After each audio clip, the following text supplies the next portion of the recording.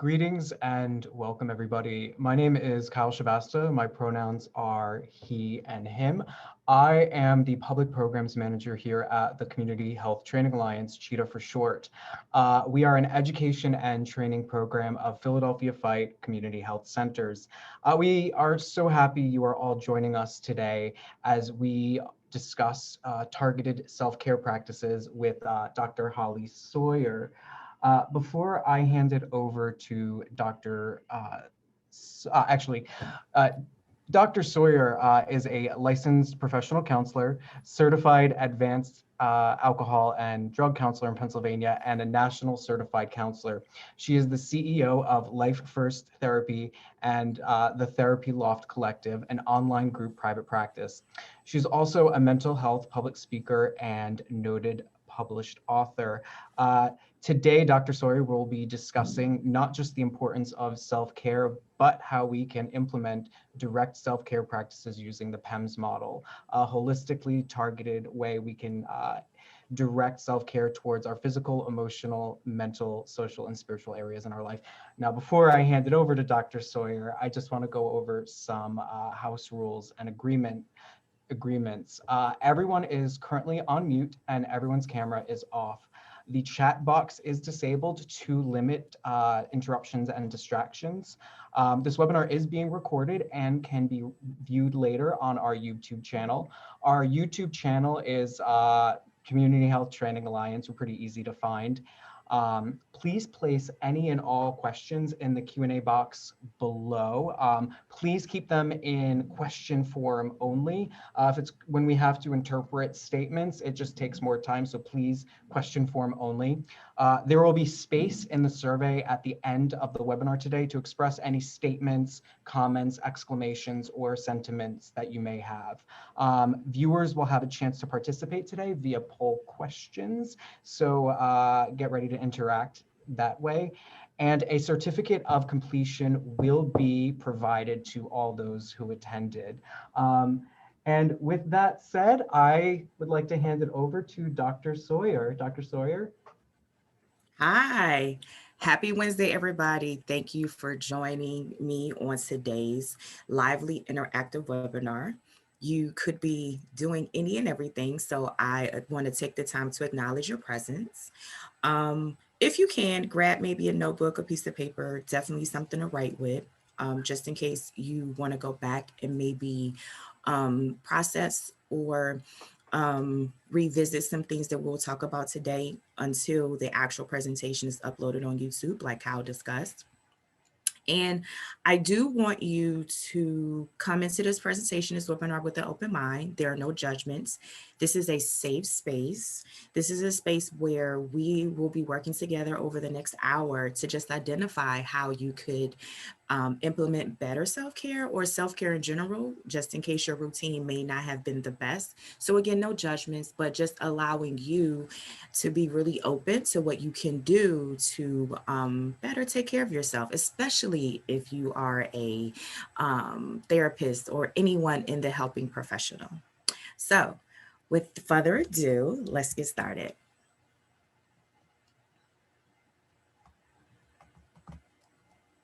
So as Cal lightly discussed who I am, my name is Dr. Holly Sawyer. I go by Dr. Holly, and I'm a CEO of two private practices. I have a solo and an online group practice. I provide clinical supervision to newly licensed graduates who are seeking their LPC. I am a national mental health public speaker. I'm a self-published author. I am also an adjunct professor, and I've been featured on various outlets. So for today, we're going to go into 9 different areas and we'll wrap up with Q&A. Please, like Kyle mentioned, if you have questions, put them in the Q&A section so that we will be sure to answer your questions. So we'll get started with basically identifying these unique stressful times that we're currently facing, right? What are some potential stressors that are added on to the pandemic? We'll talk about burnout, its definition, the types and its signs, because sometimes we may not know that we're burnt out and it could be something else, or it's something else, but we're really burnt out. Then we will define my model that I've coined, which is the PEMSS model. And then we'll talk about what actually targeted self-care means. We'll go through some assessments using the PEMSS model, which is more some of your own personal work. There are some interactive polls weaved into this presentation, so I would love your participation as well. We're going to go into making sure that you understand what untargeted self-care looks like and what that means. Then we will go into identifying targeted self-care using the PEMSS model and breaking down self-boundaries. A lot of times we put boundaries on external things, but I think we also need to pay attention to our own boundaries that we may or may not place within ourselves. And then we're going to look at how we can integrate all of this so that you can walk away with an idea of how you can implement your own targeted self-care. And of course, we'll wrap up with questions and answers and anything else anyone would like to share.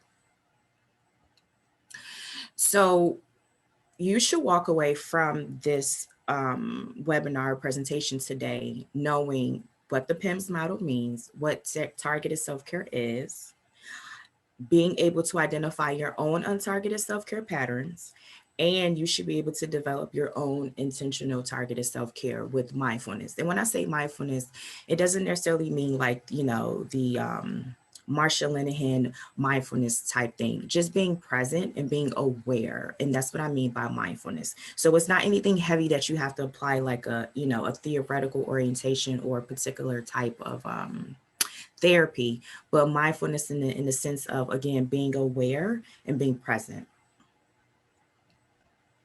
So it's no secret, we're almost a year into this pandemic. And so I think everybody has had a very hard time adjusting, right? And so I wanted to talk about how the APA defines adjustment disorder, even though you may or you may not know it. So we look at adjustment disorder as the presence of emotional or behavioral symptoms in response to an identifiable stressor. So for most of us, that's probably COVID. For most of us, that's probably working from home, juggling that plus children, or if we are taking care of anyone else in the home. And so that happens within 3 months, right, of the onset of the stressor. But COVID will be like a year old, right? This pandemic will be a year old next month.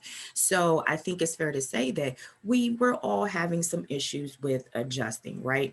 Now, prior to COVID, a lot of us were already stressed out. We were already kind of burning the candles at both ends. But now that our stress levels have increased, it can be very hard to, again, to adjust to the pandemic or something so unique, right? And when it's hard for us to adjust, the stress adds on. And so that can sometimes stop us or impede us from practicing proper self-care. And so again, that's the meat of this presentation today. So again, besides working from home, maybe taking care of children, or the laundry list of things that you are now faced and having to adjust and do because of the pandemic, what are some other stressors? Fears of getting COVID. It may be fears around the vaccine, right? Inadequate supplies. I don't know if you all were caught up like me when this thing first started. I had no tissue and it was hard to get tissue. And I remember going online and buying some tissue, and it was actually a fake site. I had to go through like months with PayPal to get like $20 back because the price was jacked up and on a fake site for somebody that was really selling or supposedly selling tissue, and I never got it. So now that, again, we're going into a year of this, what is another stressor? Could it be a lack of, consistent information in regards to the numbers, right? The waves with the vaccine, right? For some of us, we have had a financial loss. It may not be necessarily a job loss, but it could be that our hours have decreased, right? Or we've had to take on more responsibilities at work because our agency or our company have had to let our coworkers go, or our coworkers left for whatever reason, right? And so During this pandemic, it's okay if you're feeling overwhelmed. I don't think, even though it's a year coming up, that any of us are really um, having a grip on it. I think we are finding a way to adjust, but every day is different. And some days you may feel overwhelmed and some days you may not. And so it's, again, very, very, very key that we practice self-care daily, right? While coping and continuing to cope with this pandemic in such unique and challenging times. Now, we're going to get into this later, but self-care daily doesn't mean that you have to spend a lot of money or even use a lot of your time, because I know a lot of us are strapped with time and or money. Now, when we look at burnout, burnout can be defined as a condition resulting from chronic workplace stress that has not been successfully managed. So if you've never worked remotely and you've now have had to do that for the last 11 months, and you're still trying to get your groove, that can present burnout because you are having a hard time or you're struggling managing it. And guess what? It's totally okay. It's okay. And I want to give you permission today to allow yourself to accept that it's okay if you're feeling burnt out. It's okay if you have not been practicing self-care. And that this is the time to just really acknowledge that. Another way of defining burnout can be having an internal struggle heightened by perceived external barrier. So for some people, they may have been experiencing a supervisor who has been micromanaging them like crazy, emailing them and calling them after 5 or even after 10. And they are finding themselves staying up way past their work shift, their work hours. And so that struggle within is heightened again by the external things that are going on. So guess what? That can contribute and be a sign of burnout. And then lastly, we look at burnout as a physical, emotional, mental, and spiritual exhaustion and breakdown of your body. So your body knows, and as you guys have heard of the phrase that your body keeps score, your body knows when you are burnt out. And sometimes mentally, um, we don't catch on, or sometimes we catch on mentally and our body is fine. So it could definitely be vice versa. But again, it's a physical, emotional, mental, and spiritual exhaustion and breakdown of your body. Now, when we look at burnout, I want to go into some types of burnout. This is not an exhaustive list, but these were the top 5 that I wanted to really stress and put the importance on. So first, we look at workload. Again, you may be working remotely, or you may be working on a hybrid model where now you're able to, stay at home and work a couple of days, but you have to go into the office as well. And so you are noticing that your workload is becoming too much and you're not having enough resources. So again, that goes back to maybe some of your staff has been cut in half, right? We know that turnover is definitely high in our field, right? And so then the second thing we look at is controlling. So I spoke earlier about having a supervisor who is micromanaging and not trusting you to do your work remotely. And so there's just constant need of control. And so that is a type of burnout. And we want to be able to identify and see where, and it could be all 5 of these. You may be experiencing all types of these burnouts, but again, we want to break these 5 areas down. So then reward, we're looking at not enough pay or satisfaction. You love what you do, but there's something that is not satisfying at the end of the day. And when your work no longer becomes satisfying, something that you love, that could be, a type of burnout. Community. Due to the pandemic, we are all isolated in some type of way. We're no longer seeing our coworkers face to face and or our clients, right? We're noticing in different communities, specifically the Black communities, where we're seeing a lot of social and racial injustice, right? Things that are going on around us right in our backyard, in our our front doors. And then we look at fairness, going back to discrimination and favoritism. have you been discriminated in some type of way based on your gender and or your race? Are you noticing that you try to go for promotion or you're trying to shift gears, but there are some things that have not been fair, not necessarily towards you, but again, based on discrimination. And so these 5 types of burnout are very, very, very important. Now, earlier I mentioned about the physical and the mental breakdown within your body and how your body can definitely keep score. So I do want to go into the signs of burnout and how mentally and physically you can tell that you're burnt out.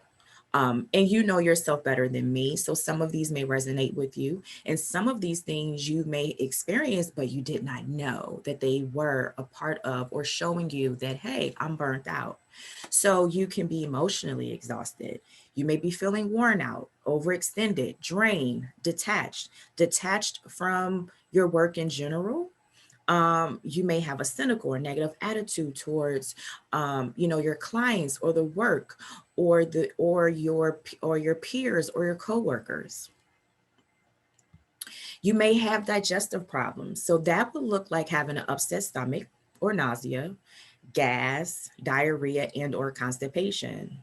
Your appetite is altered. So you could be overeating, as some people would say emotionally eating, but you could be overeating or not eating at all. You can have insomnia or you are oversleeping. You may be experiencing headaches. You may have tense muscles, aches and pains, increased heart rate or blood pressure. And so for men, burnout impacts you differently in that you can develop or have low testosterone. And for women, we can experience irregular menstrual cycles where they may be extremely painful, they may come late, or they may not come at all. We may experience reduced libido and not want to be intimate with our partner or sexually involved. We may experience hair loss or skin irritation like eczema, dermatitis, or psoriasis. And that's not because we're, washing and constantly, trying to make sure that our hands are clean and sanitized. But even outside of that, you're just noticing some skin irritations. You may be depressed or are experiencing signs of depression. Excuse me, you may be anxious or have some memory deficit, or you may be consuming alcohol more than you have in the past. So Kyle, can you please pull up our first poll question? I would love for everyone to please, again, this is anonymous, but I would like to know, like, what signs of burnout are you recognizing within yourself?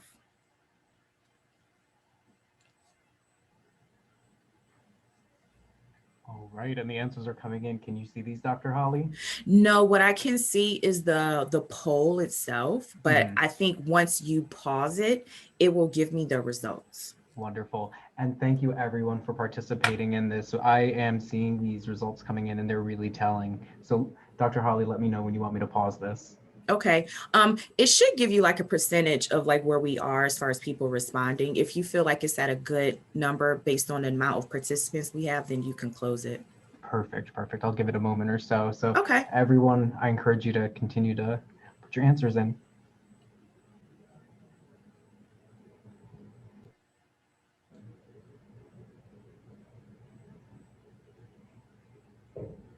And Dr. Holly, I was particularly taken by your signs of burnout. That definitely resonated. And I think it's clearly resonating with a lot of our participants. Yeah. Thank you for sharing that. Absolutely. And it looks like we have a good number. So I'm going to go ahead and pause this. All right. Polling. So, results. There we go. So, which signs of burnout are you recognizing within yourself? It looks like an overwhelming number of you guys are feeling emotionally exhausted, worn out, overextended, drained, and detached. And I can completely understand. It looks like at second, we have a split between depression and or anxiety. and then memory deficits and sleep problems. And then at third, we have digestive problems, altered appetite. And then our last three, we have reduced libido, irregular menstrual or hair loss, skin irritation, and then misuse of substances. Okay. I really, really thank you guys for being vulnerable and honest with yourselves and just sharing and being a part of not only this webinar, but again, this question, because this is going to help us to really narrow in and focus in on what we can do. Now, this is not a, a quick fix, but this is at least going to give us some knowledge on how we can go about just doing small things daily to kind of help us in where we are. Thank you, Kyle. Can you close it or? Thank you. Now, let me share with you guys the PEMSS model. So the PEMSS model broken down means your physical, emotional, mental, spiritual, and social self. So I believe that when we properly assess ourselves, we can implement applicable direct self-care that will leave you recharged and rejuvenated. And so a lot of times we look at self-care from a sense of doing something physical, and we forget the other parts of ourselves. We tell our clients, or some of us like to, do therapy from a holistic approach. And so I think that self-care should be addressed in the same way, right? And so again, we want to look at all 5 of these areas and not just one area when it comes to recharging and rejuvenating ourselves, okay? And I'm going to dive a little bit deeper so you can understand what that means, but this is a holistic approach. So what happens is we are going to look at self-care from the PEMSS model so that we could literally just get rid of the challenge of identifying what proper self-care means to you. Okay, we're going to identify behaviors that are ineffective. So when you practice self-care, you're no longer going to be able to do these ineffective things, because we want to look at self-care behaviors that are effective for maintaining our personal and our professional well-being. So when we look at targeted self-care, we want to look at handling our energy depletion, our exhaustion, reduced professional efficacy, and whatever else is that you may have answered when you completed that poll question. Now, disclaimer, self-care varies person to person. So what I would consider self-care for me may not be self-care for you, okay? So what rejuvenates and recharges me may not rejuvenate and recharge you. Some people like tea, some people like coffee. Think of it like that. However, we do need to identify these critical aspects of self-care. And again, they don't have to be difficult, and they don't have to be, where we're spending a lot of money. Self-care literally involves engaging behaviors and or activities that promote your health and well-being so that you're feeling better physically and emotionally. And when we're feeling good physically, it impacts those other areas that I spoke about, your emotional self, right? Your mental health, your spiritual self, and your social self. And when I say spiritual, for anyone who doesn't have a faith, I'm not coming from a religious base at all. Spiritual just meaning connecting with yourself, connecting with your higher self, right? Being grounded, okay?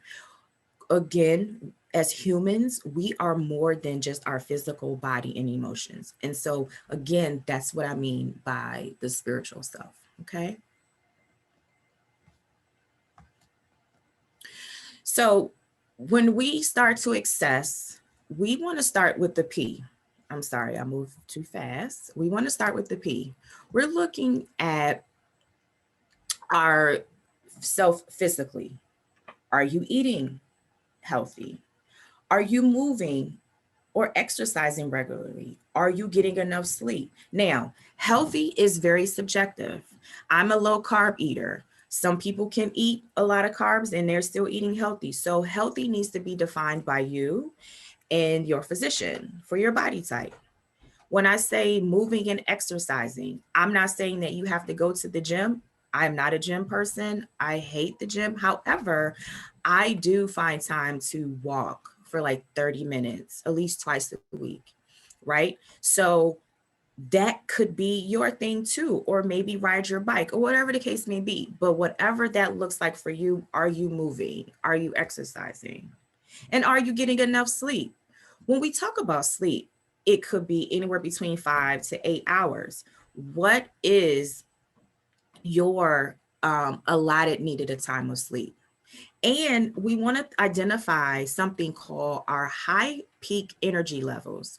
Some people are night owls. Some people are up with the sun. They love it. However, identify when you are basically at your peak, at your most creative, your most productive. For some people, that's 12 o'clock in the afternoon. For some people, that is 7 a.m. So wherever you fall within those hours, you want to schedule your activities around that. And I think working remotely, it may be a little bit easier because when we're back in the office, we have our 7 to 3:30 shift, our 8 to 5 or 9 to 5:30. And so when you're home, you can really sit and plan daily. Your high peak hours as into where you can plug in where you need to be the most productive and the most creative. Now, what does that have to do with sleep? Well, if I do the most creative and productive things during the time where I'm at my peak, that would allow me to be able to fall asleep, not only with a mind of, wow, I got this and that done, and all of these things that are not ruminating over my head. I have exerted some energy, right? So a lot of times we are ruminating over the things that we didn't get done, or we haven't exerted enough energy in order for us to really go into a sound sleep. So again, this is the assessment piece for looking at your physical self. Now, let's look at emotional assessment. Have you done something nice for yourself today, this week? Something nice, again, doesn't mean that, you're going online shopping. Something nice could literally be sitting and doing nothing, or having a conversation with a friend, catching up, right? Whatever nice is, you can define that because, again, it's subjective. Have you told someone you love, I love you today, or even just this week, right? We know what that hormone could do to give us a nice emotional boost when we just slow down. Again, practicing that mindfulness, being present and telling someone I love you, and even receiving that I love you back. Have you practiced self-compassion today, this week? We are always telling our clients, self-compassion, be gentle with yourself. But are we also following that advice as well? Are we building in self-compassion? We're all in a pandemic. This is hard on all of us. So I encourage you, and I also challenge you to practice self-compassion. If you wake up tomorrow and you find that you are just mentally and physically drained and you can't show up for your clients, take a sick day, take a mental day, and just have that self-compassion on yourself, to be gentle and love on yourself, to just rejuvenate and recharge. It is okay, but you have to give yourself permission the same way you would encourage your clients to. Now, when we go into our mental health, we have to look at, am I practicing negative self-talk, now, this week, yesterday, today, because I didn't, complete my notes on time, or I didn't do XYZ, and now I have to do, 10 or 15 different things. Talking negative about the things that you didn't do or couldn't do is going back to not having self-compassion. Again, we're all navigating a very difficult space right now. And so talking negatively to yourself isn't going to help you. And it could eat and wear and tear at your mental health, leading and connecting to any external barrier that is causing burnout. Am I engaging in negative self-talk with others about me? Are you agreeing with other people who may be negatively putting you down? It could be family and not necessarily coworkers. So let's think about those conversations that we're also having with people about ourselves. Am I finding it hard to stop ruminating? Now, as therapists or helpers, we all know that ruminating doesn't solve a problem, right? But we want to think about what it is that we're ruminating over. Is there a solution, right? Because again, these things can wear and tear on you mentally. Spiritually, did I practice gratitude today? Personally, I was so upset last Tuesday when it didn't snow. It's been snowing since Tuesday and I am so ecstatic. I wake up since Sunday, since it started snowing, and I'm just looking out the window like, yes, I see snow. I'm happy. I'm ecstatic. I'm grateful for that. Now, that may not sound like much, but guess what I'm going to do with the snow today? I'm going to go out back and I'm going to play in the snow with my daughter. That didn't cost me anything. It was me being able to just enjoy nature, enjoy the season, enjoy that it is snow outside, right? That's what I'm grateful for today, just the snow. Did I engage in a spiritual religious practice? So again, if you're not religious, that's totally fine. If you are religious, what is one of your practices, right? Have you strayed from doing those things on a daily basis? What can I do spiritually to align myself if I'm not religious? Again, these are things that you know better than me, but we want to get you back there, right? Did I help someone else in need today? Did I show up, right? Because we want to be able to have a giving heart and help others who are definitely experiencing a harder time than we are, right? That can help give us a spiritual rejuvenation and recharge and boost. Socially, did I reach out to family and friends today? Before our meeting today, I spoke to my mom for like 45 minutes. She lives in Miami, so we're comparing weather and she's getting ready for the Super Bowl. And we just laughed, right? Did I take time to do nothing today for 15 or 20 minutes? After this webinar, I'm going to transition and just really process, right? And just be with myself for 15 or 20 minutes. And guess what? It costed me nothing. I know that after that 20 minutes is over, whatever work or things I have on my to-do list, it'll be there. But I want to put myself first to give me 15, 20 minutes of doing nothing. And I personally believe that you can do that too. I know that you can do it, but I want you to walk away from today's webinar saying that you are deserving of that, where you can just take 15 to 20 minutes and do nothing and know that whatever it is that needs to be handled or taken care of, it will. But for those 15 to 20 minutes, you're taking care of you. Did I set a healthy boundary with social media today? Sometimes social media can be triggering, which you guys know. And I'm not talking just about, Facebook, Instagram or LinkedIn. I'm also talking about the news, how we consume it, right? We had, a very tumultuous year, with, Donald Trump being in the office and presidents and everything that was going on, excuse me, but there are still, current issues. And so if you are not mentally and emotionally in a space to digest the news or anything on social media, set that boundary. It's okay. Set the boundary because we want to be able to, again, identify things that are going to totally rejuvenate and recharge us, not deplete us and not take away. Okay. Now let's look at some, excuse me, untargeted self-care patterns and blocks. So some of the patterns that all of us have done or currently do, and I'm guilty of having done this in the past, is that we'll go get a pedicure, manicure, we'll go get a haircut, we'll take bubble baths, we'll binge watch TV, we'll do mindless scrolling on social media, and then we'll feel guilty for taking a break or practicing what we think is self-care. Now, a manicure, pedicure, and a bubble bath are really, really maintenance.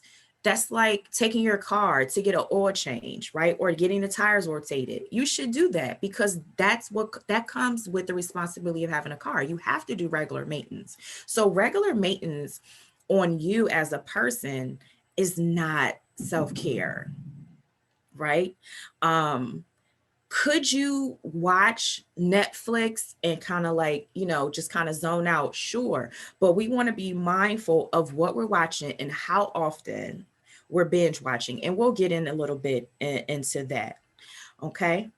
Now, when we look at blocks, these are some things that are stopping us from actually practicing and identifying targeted self-care. We don't manage our time well. We have poor boundaries. We have poor self-boundaries.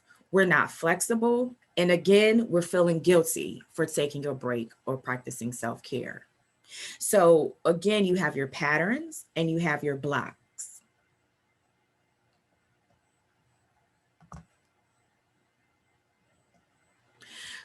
Now, this is my second question. Kyle, if you can pull up that poll. What patterns and or blockers are you currently experiencing? Again, there are no judgments here. We just want to be able to identify our patterns and our blockers that we're currently implementing when we're doing untargeted self-care.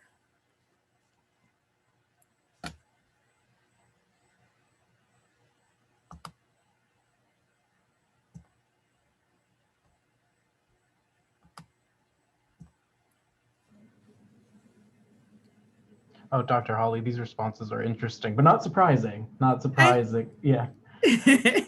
I think we may all know the most common one. I don't know, because whenever I take this poll, whenever I look at the results and I do this, throughout the country, it really, really varies. So I can't wait to see what our participants today are identifying as their patterns and blockers. Yeah, I wish I could answer as the administrator here. I can see everything, but I can't answer. But yeah, these are all real applicable. So then what do you identify with the most then? I want to say probably E, poor boundaries. Okay. I'm definitely working, and thank you for providing space for me to share while you all answer. I definitely have been making a concerted effort to say, these boundaries are going to go up, especially after this past year. So yes. Okay. And I thank you for sharing that, Kyle, because a lot of times we don't know we have poor boundaries, right? We know that we need to say no to some things and yes to some things, but we're just not vulnerable enough to say, like, you know what, I have an issue with setting boundaries, and I have poor boundaries and I need to work on that. So I thank you for sharing that, Kyle. Absolutely. So polling has ended. I'm going to share the results, and here we are. All right. I am shocked. I'll be honest. Whenever I've implemented this poll, to be honest, feeling guilty for taking a break has always been number one. And then number two has been poor boundaries, I'm sorry. So it looks like number one was binge watch TV or mindless scrolling social media. And then at number two, we had lack of time management. And then coming in at 3, feeling guilty for taking a break. Okay, so this is a nice mix. And then fourth and fifth, we have poor boundaries in the pedicure, manicure, and the bubble bath. Okay, again, thank you all for being honest. Thank you guys for sharing and being part of this poll.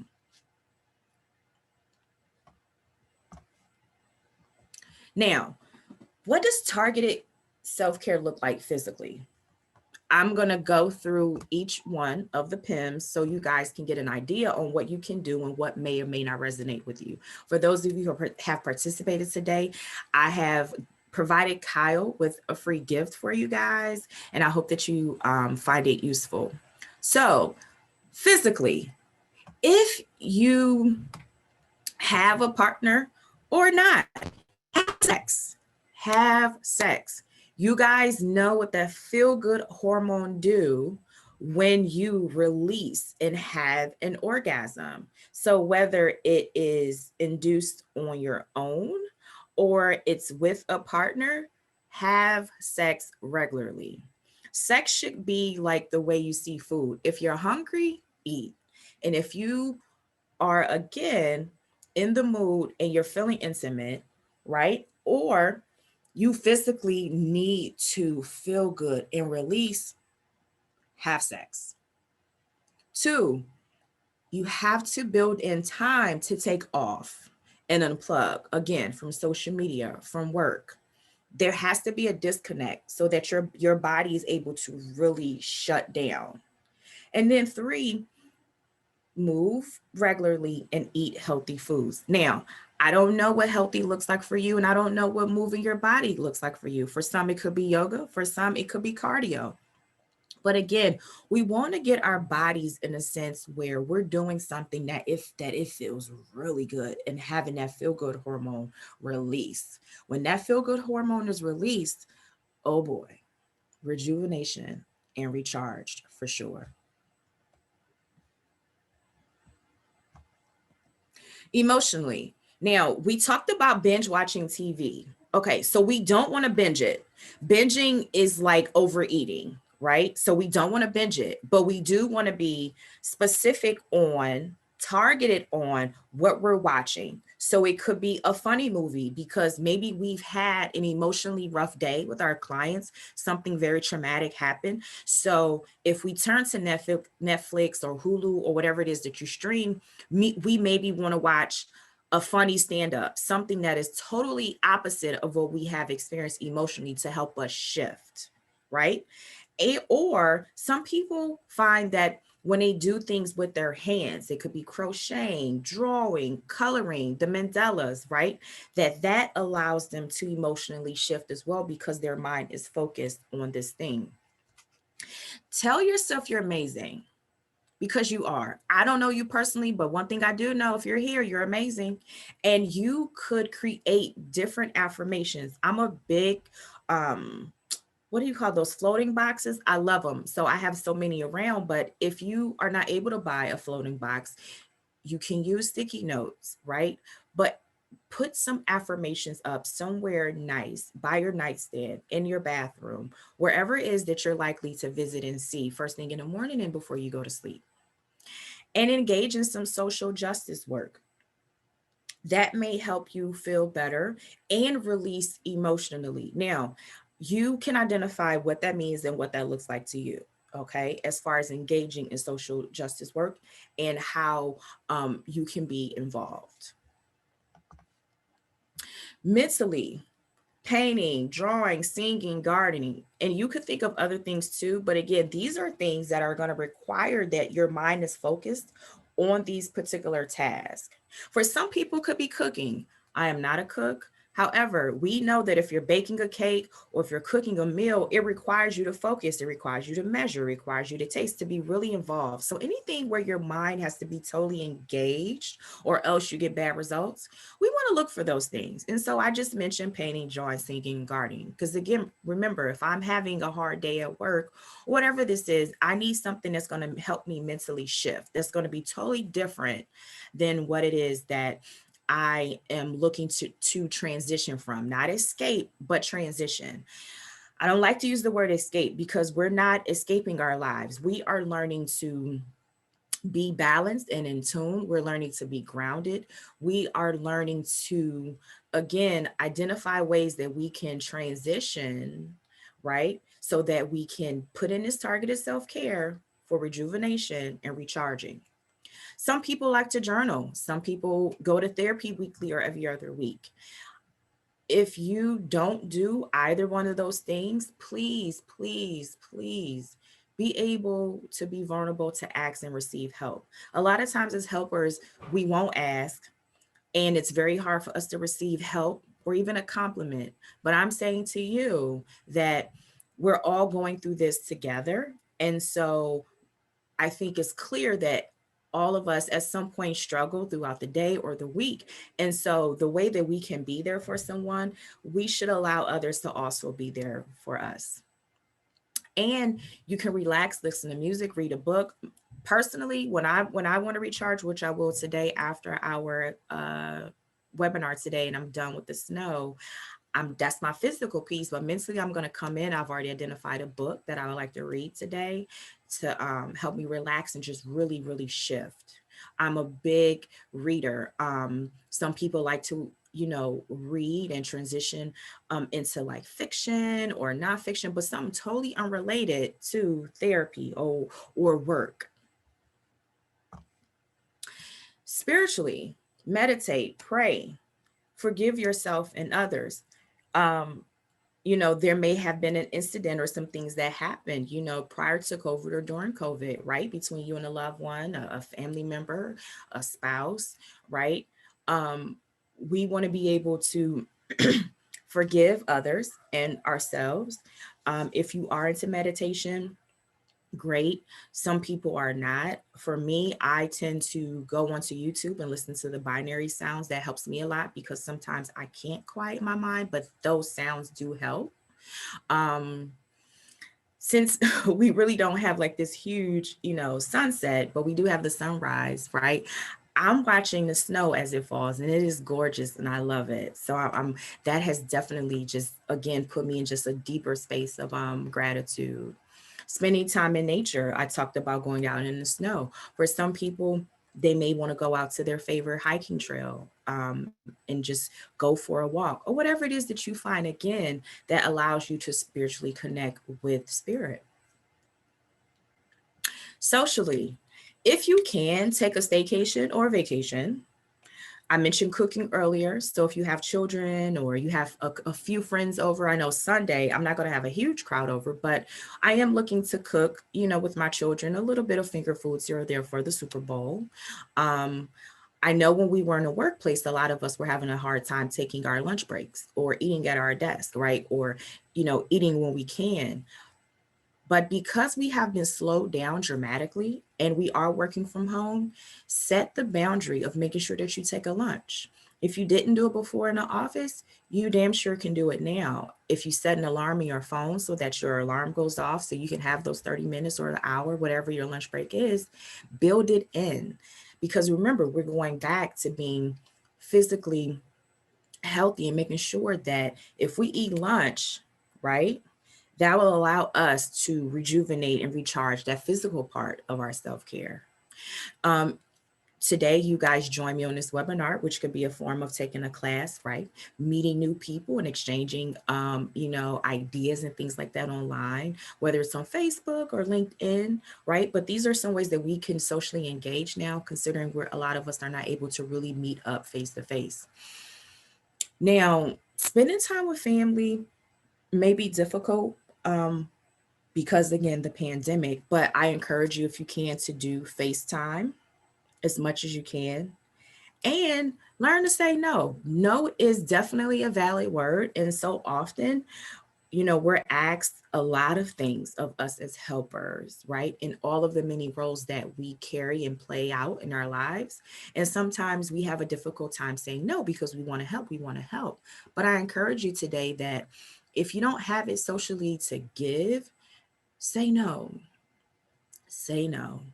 And you don't have to give an explanation. And if you feel kind of guilty about it later, that's okay. But the main important thing is that you were able to say no. And that deserves a pat on the back. So Kyle is going to bring up our next polling question. What area of targeted self-care do you need to focus on?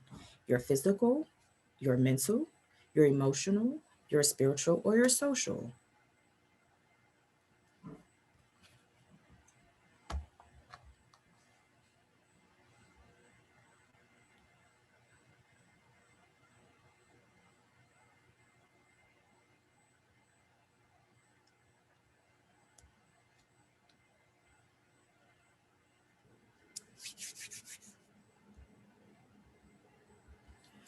Kyle, what do you think? I think all of these are absolutely applicable. For me personally, physical. I like what you said Mm, about how our bodies speak to us and kind of communicate to us what is going on. So I definitely relate to that. And yeah, once again, everyone, thank you for hanging with us and answering these questions. It's really a vulnerable place to be in to admit some of these. So thank you, everyone.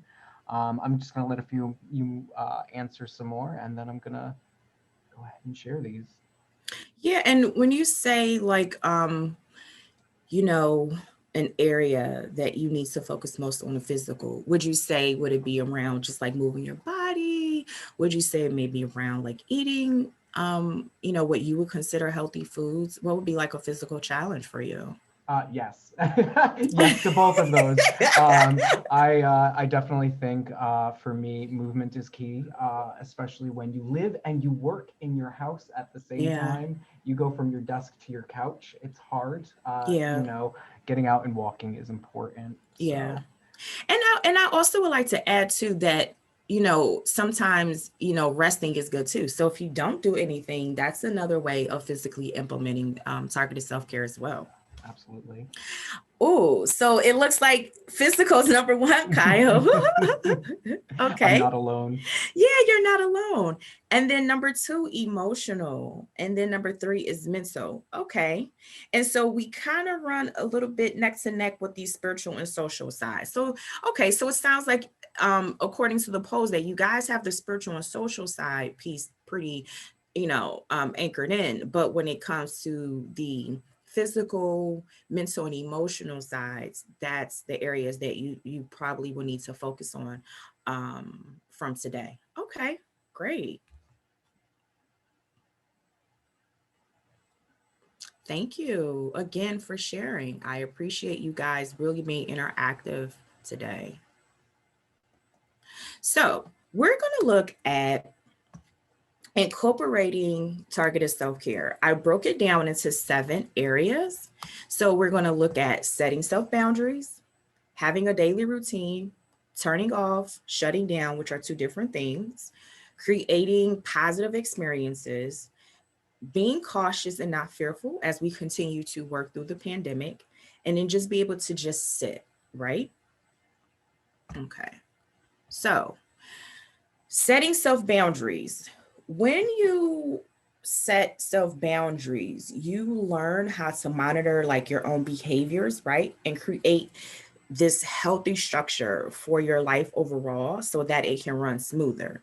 You are literally identifying what's good for you. And when I say good, again, subjective, meaning what's good for you may not be for me and vice versa, but you are identifying what's good for you and what isn't. And when we implement self-boundaries, that helps us minimize stress, which we know stress is connected to burnout, right? And most importantly, self-boundaries reinforce self-love, self-respect to a physically, emotionally, mentally, spiritually, and socially healthier you.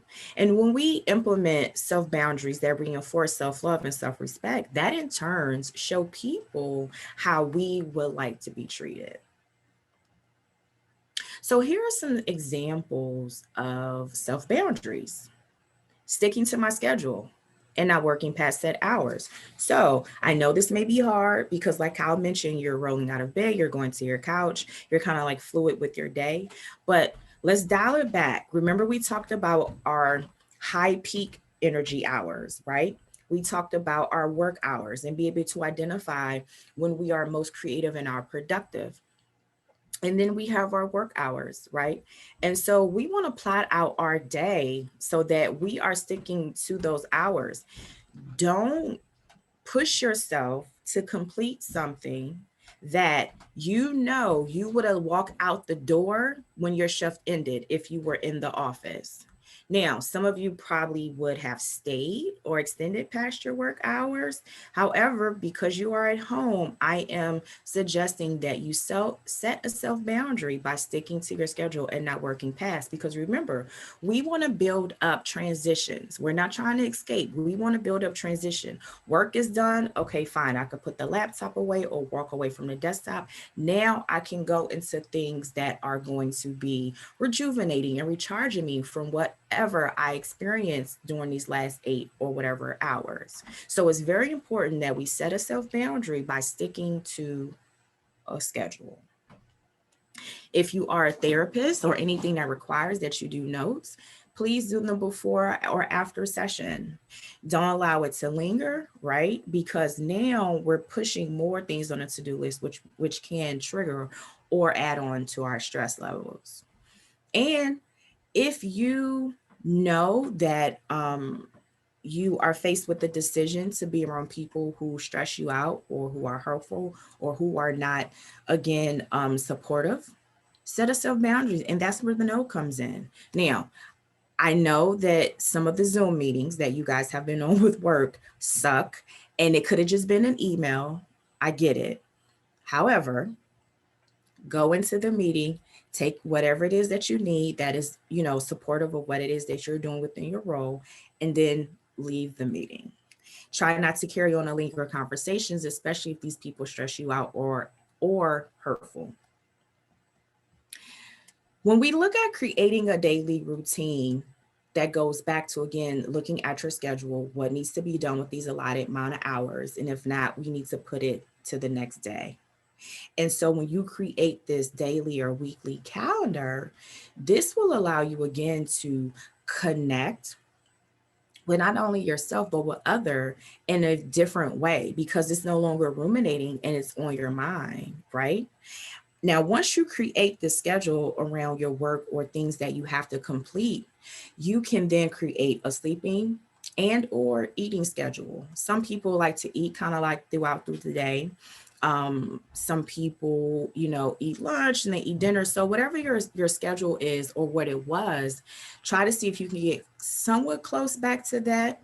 I know that it has definitely been hard for some people, but when we create and set those self boundaries around our routine, we can have it pour into our work life and our personal life.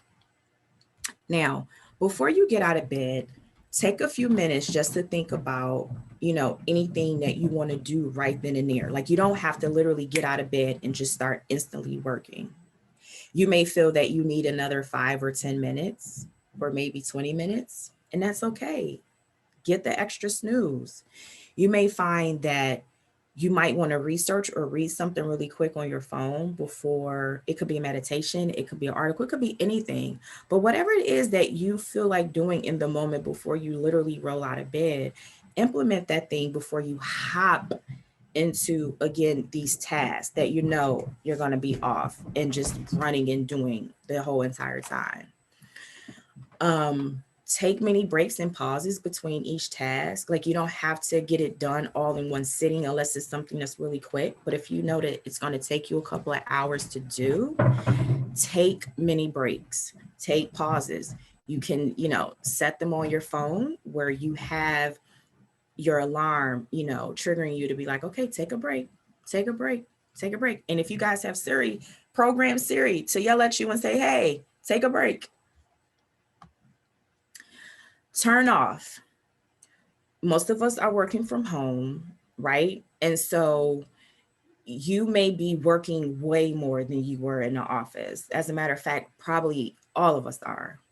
So you have to be in a position where you are turning off your phone, your work phone, and or your computer at the end of your shift. You have to turn off, especially if you have the type of supervisor who's micromanaging. Whatever it is that they're calling you about, it can get handled the next day.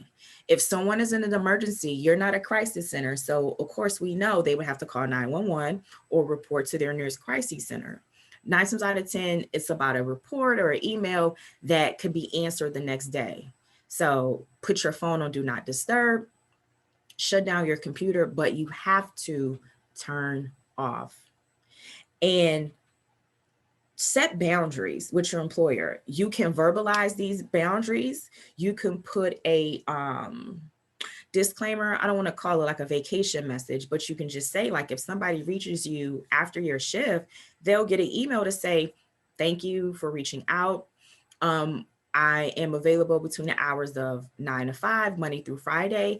I will return your email the next business day. And guess what? That is totally fine. That is well within your boundaries. You're still doing your job, but you're not working past your hours, right? So you want to set boundaries with your employer. You don't want to overwork yourself because, again, the work will be there tomorrow. And this goes for any of you who are also in private practice. Don't overwork yourself, because I'm also noticing that there has been a huge uptick with clients coming here for therapy. And so I want to be in a space where, I can see people, but at the same time, I'm not going to overwork and overextend myself. All right, so now shutting down. So before you go to bed, take a couple of minutes to practice some deep breathing and think about or reflect, right, on a time you feel relaxed or at peace, and just kind of allow yourself to re-experience that feeling. You could listen to soothing music, you can burn candles, you can use a diffuser. I personally have a diffuser. I love all of my different variety of essential oils. But when you're shutting down, again, put your phone on do not disturb. I would suggest not having on the television unless you're looking at, something that is built around doing yoga or your meditations, but no electronics. This is a time for you to reset and restore. Remember, rejuvenate, recharge. So when we're shutting down, we can't have a lot of gadgets going on. We can't have a lot of blue lights up. We want things that are going to support our shutting down. Create positive experiences, right? So I talked earlier about scheduling FaceTime with your friends, your family, some of your coworkers that you maybe are missing, right? Because we want to look at the synchronicity and rhythms that we have with others, because that instantly boosts our moods and make us feel alive. You want to set aside time to make sure that you laugh and you catch up with people, right? And when you're catching up and you're creating these positive experiences with your family, your friends, and your associates, avoid talking about the pandemic as much as you can. I'm not saying that you can't talk about it. I'm just saying that it's not a part of a positive experience, if you will. It's not really a good topic, right? Use your body to do things to decrease your stress hormones, okay? So it doesn't necessarily have to be exercise. It doesn't have to be a walk. It doesn't have to be sex, but you can use your body in a very healthy way where you can decrease your stress hormones and increase the good feel good hormones. We want to be cautious and not fearful. So we want to be mindful and stay in the present and acknowledge that we have a vaccine that is still, rolling out and going through its phases. COVID is definitely way, way beyond where it was when we first started. So we're at the end of this, right? Again, try to avoid the overconsumption of the news coverage and social media around COVID, around the vaccine and things like that, because too much news and social media can definitely take a toll on your psyche. And as a therapist, you should have a therapist. And if you don't, there's no judgments, but we do want to seek therapy when we're having difficulties adjusting, not just to COVID, but just in life in general. You're not alone, right? And so it takes all of us to do our part as, together for us to really get through this. Last but not least, you want to sit with it. Sometimes, like I told you earlier, we're rushing to run away, escape, right, from what it is that we're feeling in the moment because it's so uncomfortable. But I encourage you and challenge you as a therapist, as a helper, or whoever you are in the behavioral health field, that it's okay to be angry, disappointed, frustrated, anxious, depressed. It's totally normal. So if you feel it, you don't have to try to shut it down or bottle it. Just let it be there. And yes, it's uncomfortable, but as we know, the emotions, they come as quickly as they go. So when we look at mindfulness, we want to be just alive in our body and allowing ourselves to really check in to identify what it is that you're feeling and just be honest about it, right? Notice where the anger or the disappointment or the anxiousness and depression shows up in your body. It may be a headache. It may be nausea, right? It may cause you or make you want to overeat or not sleep, right? But the main thing is we want to be mindful in the present to at least acknowledge what we're feeling emotionally, right? And allow ourselves to feel it and then check in to see where in our body is it being stored so that we can, again, focus on that part and have it being soothed away. So with our last question, our poll question for today, I'm sorry, I went back too fast, but which targeted self-care do you think you will struggle with implementing?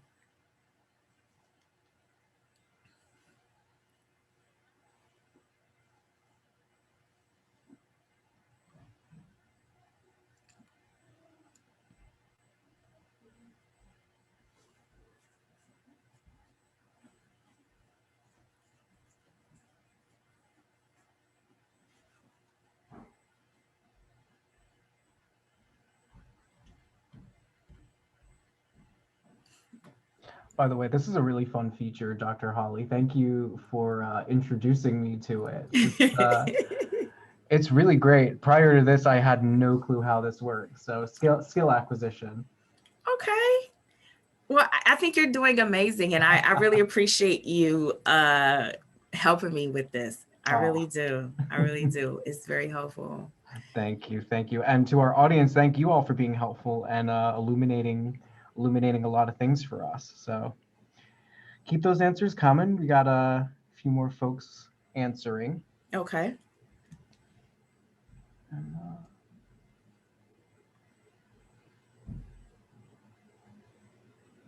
all right. This looks like a healthy amount. So I'm going to end this for you. Okay.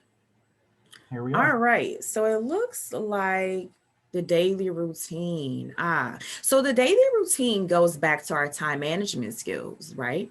We want to be able to, and this won't happen overnight, but we just want to take it literally one day at a time and implementing time management that will create a conducive daily routine. And the more you continue to practice at it, just like with anything, you will definitely get better at it. A close second was shutting down. Ooh, shutting down. Okay, very interesting. I can understand that. Sometimes it is hard to shut down, whether it's, just off of the computer, or just your mind. Third, we had setting self boundaries. Okay, that can be hard. That can be. And so the fourth, kind of neck to neck, was turning off and sitting with it. Okay, so it looks like you guys have a good handle on that. And then creative, positive experiences and being cautious and not fearful, you guys totally got. All right, you guys rock. You guys rock. Thank you, Kyle, for that. So here are some key takeaways. Check in with yourself and ask questions to assess for specific areas that you want to target and implement your self-care. We tend to implement self-care in areas that really don't recharge and rejuvenate ourselves, which we discussed and talked about earlier. Untargeted self-care can impact your relationships, your business, and your overall health, right? And when you set boundaries with others and yourself, this is going to be really key and paramount in helping you with minimizing burnout. Here are some resources that I wanted to share with you all in regards to some books and some products to help you further along with your self-care practices. So again, these are three great books that you can use.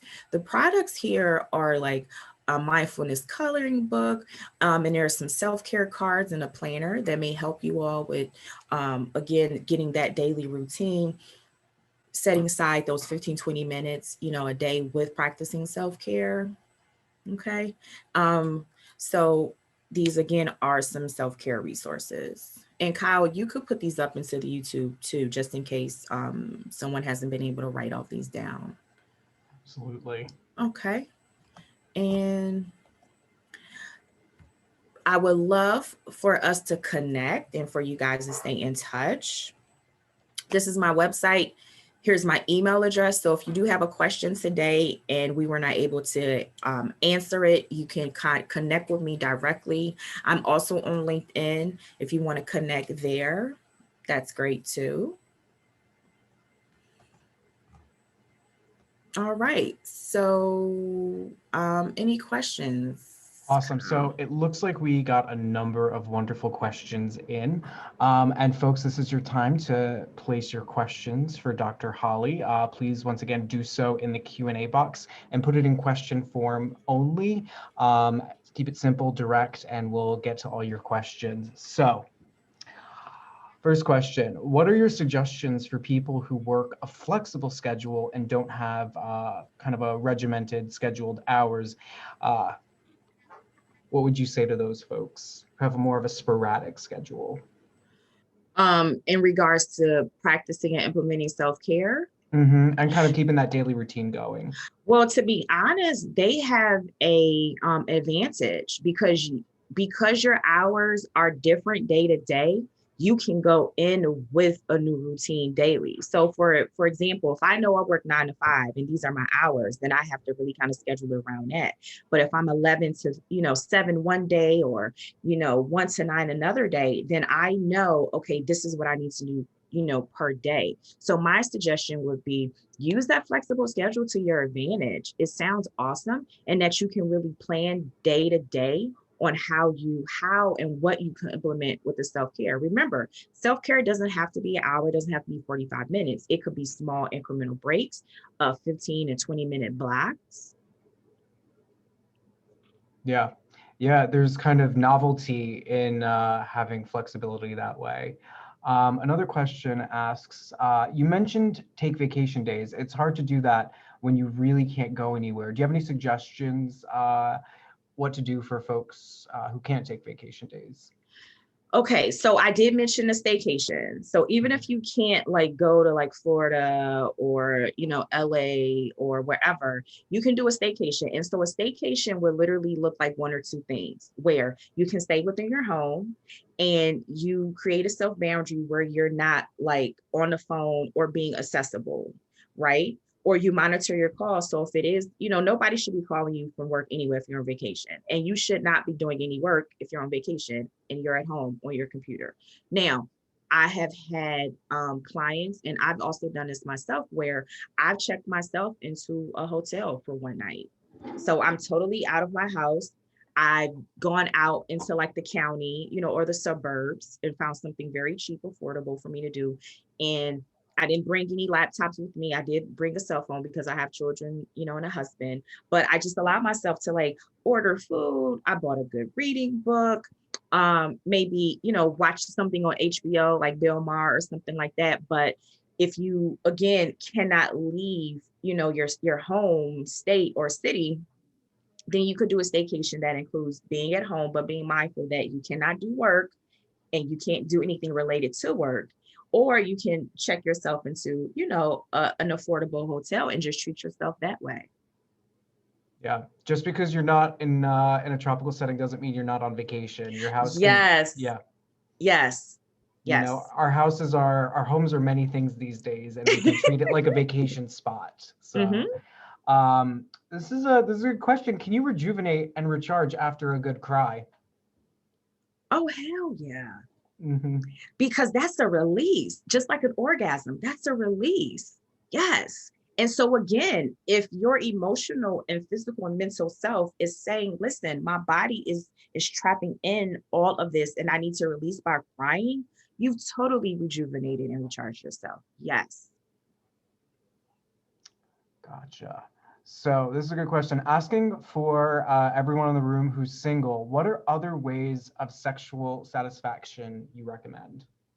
Besides masturbation, I would think about being intimate with yourself, and again, not anything sexual, but treating yourself to something nice. So maybe you want to light candles, make yourself a nice dinner, have a glass of wine, right? Engaging in maybe again things that are intimate, that are sensual to you. Now I don't know what that looks like, but whatever those things are, you are basically dating yourself, being sensual and nice with yourself. So it doesn't have to include masturbation, but whatever is sensual and sexy for you. It could be, you know, putting on, you know, your favorite lingerie, right? And dressing up and again making yourself feel really good and sensual.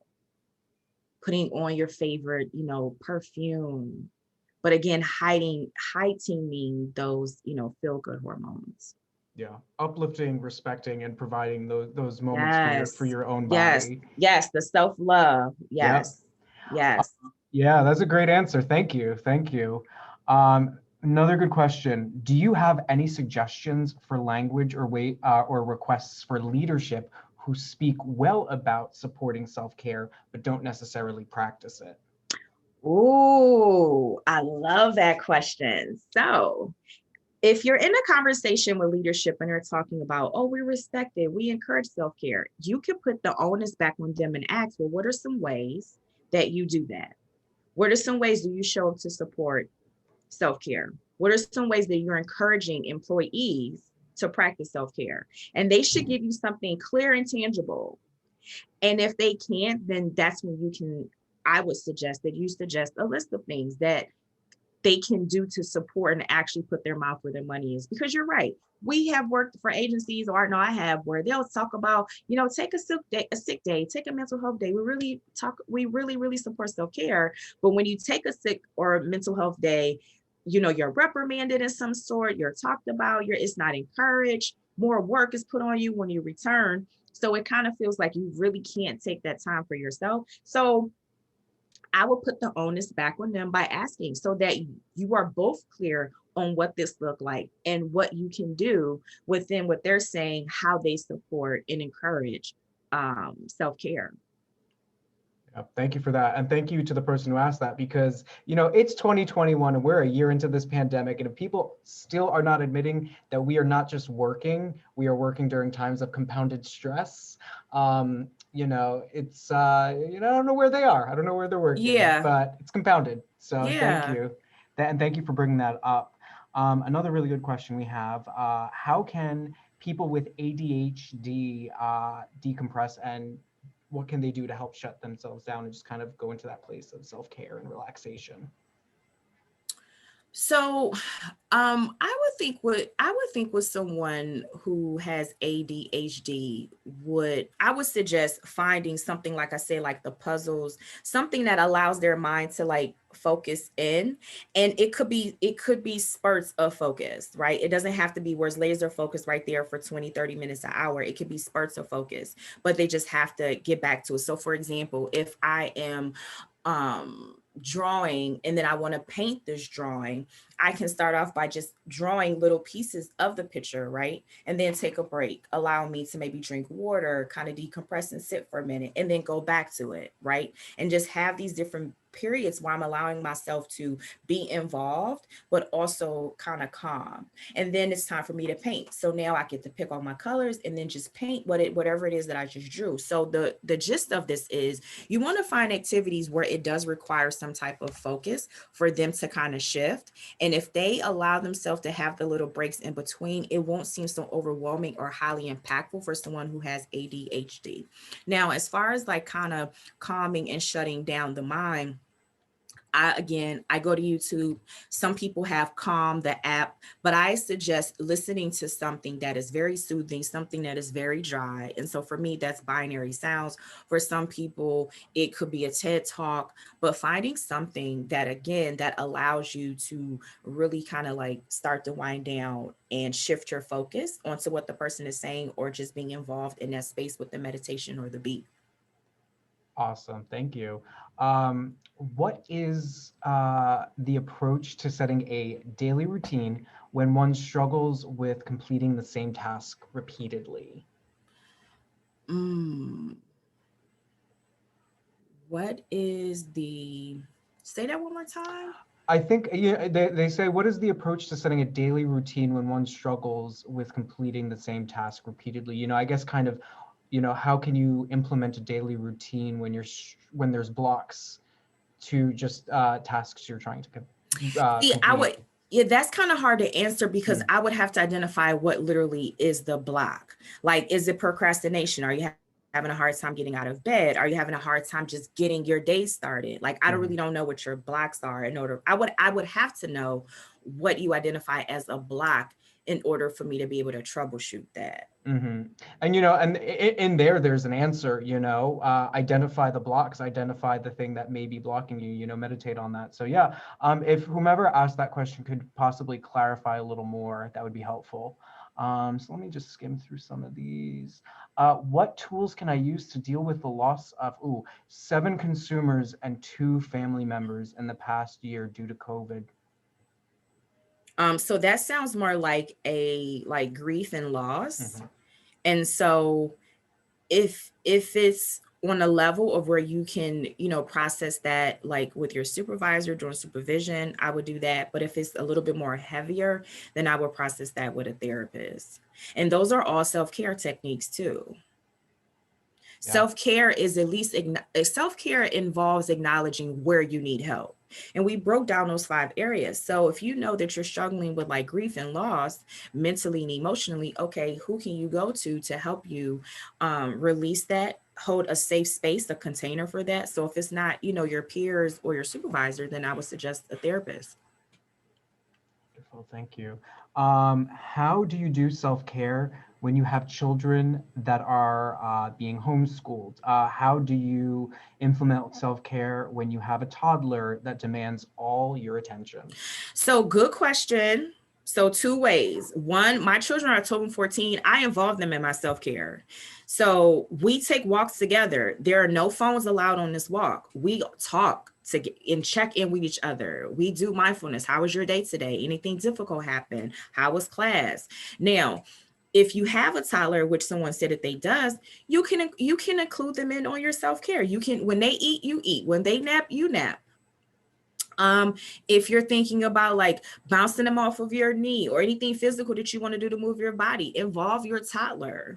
And when they finally are down for the night and resting, then you can use that as a transition period to maybe do a deeper dive with some targeted self-care that you were not probably able to do during the day because they were involved in sharing that space with you. But self-care is for everybody. And when we show how, self-care is important, our children pick that up too. And so they're able to do that as well. Yeah, model that behavior to them, teach folks self-care early, Yes. That's great. So for every 3 hours that my children are on the computer, they have to have 1 hour off the computer. I think I'm gonna use that practice as well. That has been a rule. So in my house, the rule is when you're on for 3 hours, you take an hour off. And so that hour is usually their lunch, they're off. They don't get to go on their cell phones or watch TV because again, no screen. You're just eating lunch, you're doing whatever, playing out in the snow, or we're out taking a walk. And then for the last 3 hours of their day, they're back in school. And so when they come off, they have that hour where we're checking in with each other, we're eating snacks, again, no screen time. And I also recreated their school schedule. Like what time do they eat breakfast? What time do they transition between classes? And it's on the refrigerator. So they know you can't eat between these hours. These are the hours that you can't eat. That also has helped cut down with children overeating too. When I'm saying like, these are the hours that you can eat breakfast, lunch, and dinner and have a snack. So again, it's taking just small little tweaks and implementing the schedule. Now, was it hard for my children at first? Yes, because it's like, I'm at home. I can just go in the refrigerator and just eat whenever. No, we're going to stick to as much as we can what looks like your school schedule. Yeah, mirroring that pre-COVID life. Mm-hmm. Yeah. Any tips on setting healthy boundaries outside of work in your personal space and kind of personal life? So that kind of goes back to like a couple of questions ago. I would have to know in specific, what or who they're referring to as far as in their personal life. But a short answer would to be, to say yes or no. Mm-hmm. Yeah. What do you suggest for adjusting your schedule to maintain productivity and self-care when your body is telling you to sway from keeping the regimented schedule, i.e. you usually get up at 6:30 a.m., but your baby was up from 3 to 5 a.m. and you're tired? So it sounds like their baby was up from 3 to 5 and they were up with their baby. And so they're tired and they're not able to fully get up at 6:30 to start their workday. I'm hoping I'm catching that right. So that goes back. Okay. So that goes back to when we were talking about setting a daily routine. If you are able to lay there for another hour or 30 minutes that you feel you would need to recharge so that you are able to get up and start your day after, being up with your child so early and for so long, then take that. I know a lot of us maybe have to, again, work between these hours, but if you are at home, you're a new mom, or you just have a newborn and you're up like that, there's nothing wrong with you taking that extra 30 minutes and not waking up at 6:30 if you have to. Yeah, absolutely. And flexibility for ourselves, is I think key as well. You're not going to get into the office, the same day at same time every day. You're not. No. Life goes by no time constraints or schedule, and us trying to be regimented and scheduled can sometimes feel like putting a square peg into a circle. So especially when you're working remote, you know, Mhm. you have, and again, I mentioned it in the presentation, you have to be flexible. That's a way that you're blocking yourself, right? You have to be flexible that these are unprecedented times where we, again, are working from home. And not only are working from home, we have all these other moving pieces that are in this space. It's not like, you know, it's just us, especially if you have children. So you have to be flexible to say, yeah, I used to get up at 6:30 and start my day, but now because of everything else that's going on, I'm no longer able to stick with that schedule. It may have to be 7:30 now. yeah, absolutely. So it looks like we got one more question. Okay. What suggestions can you give for procrastination? What suggestions can you give for procrastination? Identifying what it is that's, you know, stopping you. Is it fear? Is it you're worried about what someone may say? You're worried about maybe having someone disapprove of what it is that you do or what you say. Like, what is it that's causing you from procrastinating? I think identifying what those triggers are first. Yeah, yeah, Mm-hmm. it's a good answer. Or are you just detached and disconnected and you don't want to do it? Could it be something that you could either delegate to someone else, or maybe ask a coworker to help you with, or you can team up and do it together, or you find a way to do small pieces of it because it has to be done since it's under your responsibility. Yeah, yeah. You know, and that's hard. It's procrastination is real. It's real. So Dr. Holly, thank you. Thank you so much for creating this space for us to reflect on our need for self-care. Thank you for your expertise and your time. That was great. And I just want to reiterate to our audience members, thank you for being here. Thank you for sharing space with us. Any Yes. and all resources that Dr. Holly has, we are going to be sending out in a follow-up email along with a link to this webinar.